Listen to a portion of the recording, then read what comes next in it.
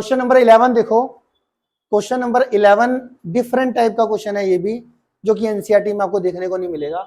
इसमें क्या कर रहा है, find the sum of two middle most term of the AP. ये आपको एक एपी दे दी, इसकी मिडल मोस्ट टर्म निकालनी। कभी भी तुम्हारे को मिडल मोस्ट टर्म किसी एपी की निकालनी पड़ जाए तो पहले कॉन्सेप्ट को समझना है कि भैया कॉन्सेप्ट में क्या चीज कह रहे हो। मिडल मोस्ट टर्म कैसे निकलेगी, सबसे पहले आपको नंबर ऑफ टर्म्स निकालनी। इसकी क्या निकालनी है, नंबर ऑफ टर्म्स। अभी फिलहाल जनरल बता रहा हूं पहले। नंबर ऑफ टर्म्स अगर मान लो मेरी आ जाती है 10 एग्जांपल के तौर पे, ठीक है, एक एपी की नंबर ऑफ टर्म्स क्या आ जाती है 10, दैट इज इवन आ जाती है। तो इवन में हमेशा दो मिडल मोस्ट टर्म होती है। और अगर आ जाती है एग्जांपल के तौर पे 9 मतलब ओड, इसमें एक मिडल टर्म होती है। तो सबसे पहले कभी भी मिडल मोस्ट टर्म निकालनी है तो आपको क्या करना है, नंबर ऑफ टर्म्स निकालनी है और चेक करना है कि ये इवन है कि ओड। इवन में कितनी मिडल टर्म, 2, ओड में कितनी, 1। अब अगर 10 आ गया तो इसकी मिडल मोस्ट टर्म होगी, इसको 2 से डिवाइड करो 5, और इससे अगले वाली होगी 6। तो 5th टर्म और 6th टर्म का सम पूछ रहा है, तो आपने 5th term plus 6th term middle most term का सम पूछ रहा है, ये निकाल के a plus 4d, a plus 5d, 2a plus 9d, a और d की वैल्यू AP में से पुट कर देना और आपका आंसर आ जाएगा। AP तो आपको गिवन होगी, है ना। अगर ओड आया तो ओड में एक मिडल टर्म होती है। इसमें क्या करते हैं, जो ओड नंबर होता है उसमें एक ऐड करके 2 से डिवाइड, एक ऐड करके 2 से डिवाइड। इसकी मिडल मोस्ट टर्म होगी, मिडल मोस्ट टर्म इसकी कौन सी होगी, 5th टर्म, मतलब a प्लस 4d। पहले तो कॉन्सेप्ट समझ में आ गया आपको।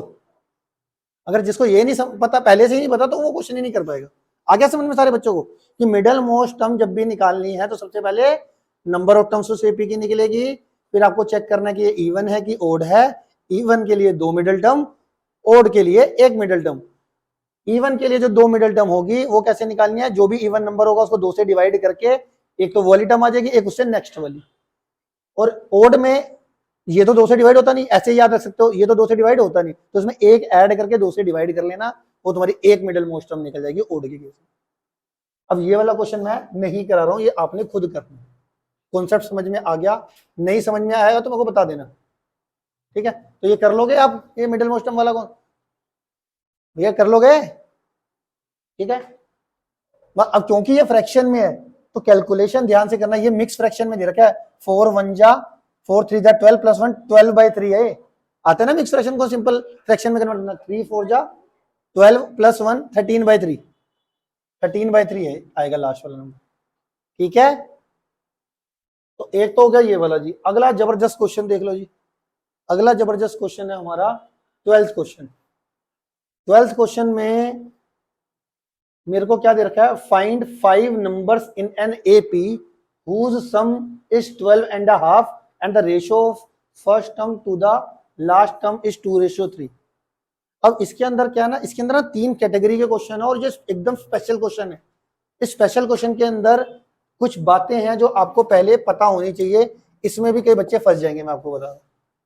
अगर आपको किसी एपी की 5 टर्म, जो मान लो 5 टर्म दे रखी है ना, इसमें 5 टर्म एपी में है, उसका सम निकालना है, तो वो 5 टर्म आपको लेट करनी है। कौन सी, let 5 terms of an AP are.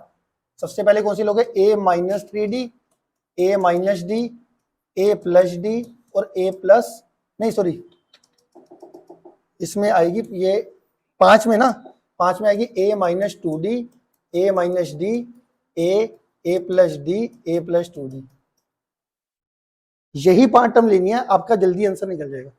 Special question कब लेनी है ये 5 टर्म, अगर आपको 5 टर्म एपी में है और उसका सम गिवन है। ये आपका क्लू है क्वेश्चन का कि जब भी आपको कोई 5 टर्म्स एपी में दे रखी हैं और उसका सम गिवन है, तो वो 5 टर्म हमेशा कौन सी लेट करोगे, ये वाली।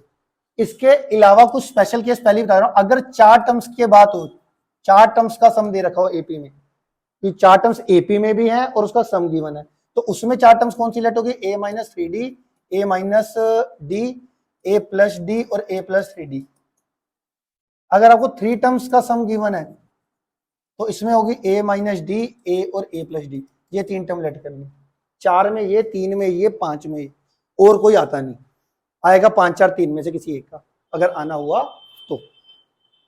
तो अब क्योंकि इन 5 टर्म का सम दे रखा है क्वेश्चन में, क्या दे रखा है जरा देख लेते हैं।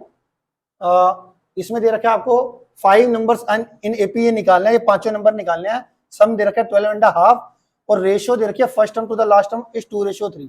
एक तो इनका सम दे रखा है 5 नंबर जो एपी में है उनका सम दे रखा है 12.5 दे रखा है 12.5, ठीक है। सम दे रखा है, ये 2d से प्लस 2d कट जाएगा, ये माइनस डी से प्लस डी कट जाएगा, और ये 5a आ जाएगा, 5a is equal to 12 into 2 24, 24 plus 1 25/2, और a की वैल्यू कितनी आ जाएगी 25/2, तो ये एज इट इज, ये 5 को डिवाइड में भेज दो, 5 से 25 काट के 5 आ जाएगा, a की वैल्यू आ जाएगी 5/2, a की वैल्यू कितनी आ गई 5/2। फिर इन्होंने क्वेश्चन में एक और चीज बोल रखी है, वो क्या बोल रखा है इन्होंने